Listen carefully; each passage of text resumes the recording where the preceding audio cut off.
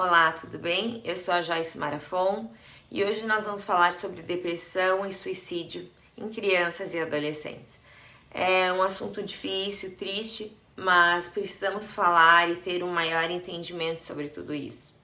Segundo a Organização Mundial da Saúde, a OMS, 32 pessoas se suicidam por dia no Brasil.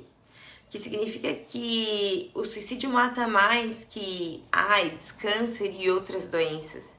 E este índice ele cresceu consideravelmente em crianças e adolescentes, que é o que nos assusta. Neste cenário, a pergunta que nos traz uma grande aflição é: por que uma criança ou adolescente cometeria ou comete suicídio? Esta pergunta vem nos abalando pelo motivo dos índices estarem aumentando, pelos índices serem de crianças de 10 a 14 anos, e realmente aumentou consideravelmente. Então, o contrário que pensamos que a criança não vai pensar sobre morte, sim, mas até os 7 anos é um pensamento pré-lógico, ou seja, eles acreditam que como nos desenhos animados, algo ruim pode acontecer, mas daqui a pouco tudo volta ao normal e vai ficar melhor. Mas a partir dos 8 anos de idade, a criança passa a ter um entendimento da morte, o significado da morte. E aí a morte está associada à tristeza, a situações conflituosas e ao fim daquilo que incomoda. Então necessitamos saber que causas de suicídio são diversas, são múltiplas. As pessoas que cometem suicídio têm algum transtorno psiquiátrico, e uma das principais questões que podem levar ao suicídio é a depressão. Também histórico familiar, fatores ou tipos de personalidades, pessoas mais introvertidas com dificuldades de resolver problemas, como também aquelas pessoas que se cobram muito, que são extremamente perfeccionistas e quando erram ou fracassam, ficam muito abalados. Também o uso de substâncias é um fator de risco muito importante. A disponibilidade de métodos letais também é um desses fatores que aumentam este risco. Então, vale ressaltar que não é uma situação específica que leva ao suicídio. São diversas situações. Eventualmente existe um gatilho, mas em um contexto é algo muito mais amplo. Ele vai além daquilo que a gente pode visualizar momentaneamente. Então a família precisa estar atenta, tentar identificar na criança, no adolescente, como está o seu dia a dia, o seu comportamento. Normalmente, quem vai atrás desta ajuda é a família e não a criança ou adolescente. Porque a criança e o adolescente, eles sentem vergonha e por vezes eles não percebem que precisam dessa ajuda. Então eu quero aproveitar esse momento para contar para vocês, para dividir uma experiência de um aluno, de um paciente meu, que recebeu e ainda está recebendo tratamento, atenção, ajuda da família e de um profissional. E aí, em nossa caminhada de atendimentos, eu percebi que o meu amado aluno, meu amado paciente está bem melhor. E a família vem trazendo relatos de grandes melhorias. Então, eu perguntei a ele: o que você tem percebido de progresso com o andamento do teu tratamento? E a resposta ela veio muito rápida. Ele não precisou pensar muito. Ele disse: comecei a gostar mais de mim, conversar mais com a minha família, ficar melhor comigo mesmo. Hoje eu consigo lidar com dificuldades da vida de uma forma geral. Ele lida melhor com a rejeição, com planos que não deram certo ou não estão dando certo, ele tá com um pensamento mais otimista e com muito mais facilidade do que antes para lidar com essas dificuldades. Ele diz que ele se sente preparado para lidar com coisas que antes eram mais difíceis para ele. Então, ele também diz que cada pessoa tem que buscar ajuda o quanto antes, porque hoje ele percebe que consegue fazer coisas que antes para ele eram impensáveis, que ele jamais conseguiria fazer. Então, este depoimento foi algo que aqueceu meu coração, me impulsionou a continuar e me esforçar mais ainda para ajudar mais pessoas. Então, o fato de trazê-lo neste vídeo, trazer este depoimento é para que você que está passando por uma situação parecida, leia o texto atentamente, escute esse vídeo atentamente, volte, escute novamente, para que você consiga então entender qual é o teu contexto. Eu carrego sempre um lema comigo: todos os dias é uma nova oportunidade de aprendizado e melhoria.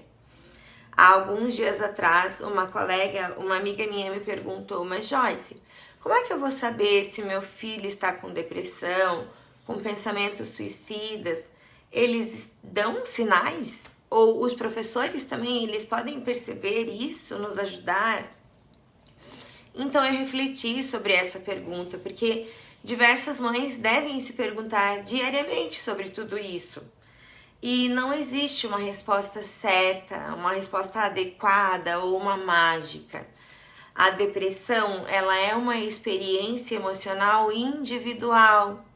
Eventualmente, as pessoas que estão convivendo percebem ou compreendem como a pessoa está sentindo-se, ou o que ela está pensando, como ela está se vendo. Em geral, isso repercute no comportamento, como eu mencionei um pouco acima. A pessoa ela se isola mais, ela demonstra tristeza, irritabilidade, falta de prazer, de vontade de fazer as coisas que gostava, uma falta de apetite ou uma forma de comer exageradamente. Claro que se existisse uma receita pronta, seria muito bom, seria perfeito. Mas uma boa e simples estratégia é focar na comunicação. Manter uma comunicação aberta e honesta com a criança, com o adolescente. Mostrar-se disponível para ouvir suas preocupações, seus medos, suas emoções, sem julgar. Demonstrar empatia e tentar compreender seus sentimentos. Evitar o julgamento, expressões e ouvir, ter uma escuta sensível, dando um apoio incondicional. Por vezes vamos protelando, pois pensamos, isso é uma fase, vai passar, é adolescência, mas eu te aconselho pecar pelo excesso, mas não pela falta.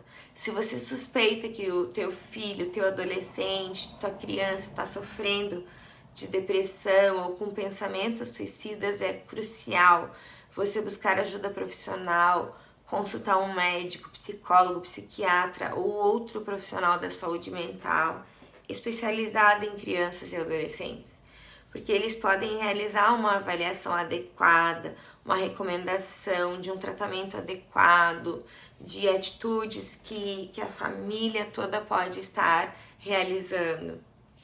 E o nosso papel, enquanto pai e mãe, é oferecer esse ambiente seguro, acolhedor, é incentivá-los a se conectar com amigos, familiares, buscar grupos de apoio, ter este suporte adicional. Um apoio social é fundamental para a recuperação da depressão, a prevenção do suicídio. Manter uma rotina de perguntar: como foi seu dia? O que você fez hoje? Quais foram os desafios que você encontrou? Abrir oportunidades para uma conversa diária. E também falar sobre suicídio, por que não? Porque falar sobre suicídio pode prevenir suicídios. Então mantenha um vínculo de confiança, de uma conversa aberta. Atualmente nós trabalhamos muito, corremos muito, estamos sempre com pressa, diversos afazeres, mas ainda assim eu tô aqui para te suplicar. Volte para o seu lar, volte para os seus filhos, demonstre esse interesse genuíno pelas atividades, por qualquer coisa que eles realizam. Participe de momentos de lazer, pratique esportes, assista filmes juntos, tenha programas em família, estejam jantando e almoçando juntos à mesa. Mostre que você é o suporte, a estrutura, que o admira, que sente orgulho, que você está presente na vida dele. Diga isso, eu tenho orgulho de você, você é tudo para mim. E eu saliento que não podemos confundir essa fase da adolescência, que eventualmente eles estão mais introspectivos e começamos a tratar com naturalidade. Não podemos fazer isso, não podemos deixar esse se isolar. Devemos buscar formas de nos aproximarmos, nos conectarmos olho no olho. Eu digo isso a vocês porque passo diariamente situações como essa, escuto muitas experiências, então precisamos agir de forma preventiva. E os pais, eles ficam com receio de perguntar, mas não devem ter receio de perguntar sobre tudo isso.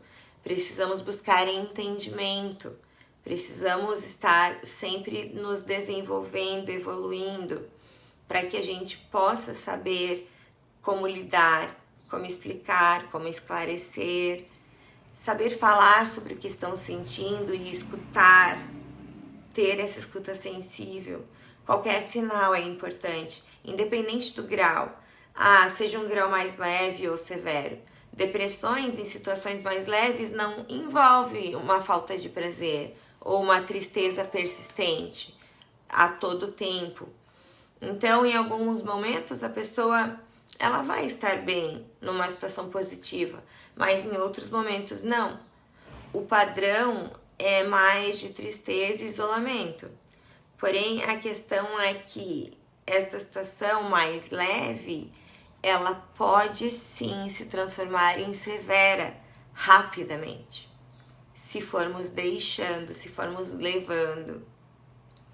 Então, um grande conselho é buscarmos informações confiáveis, buscarmos essa conexão, entendermos melhor todas essas questões, identificar sinais de alerta e tomarmos medidas adequadas.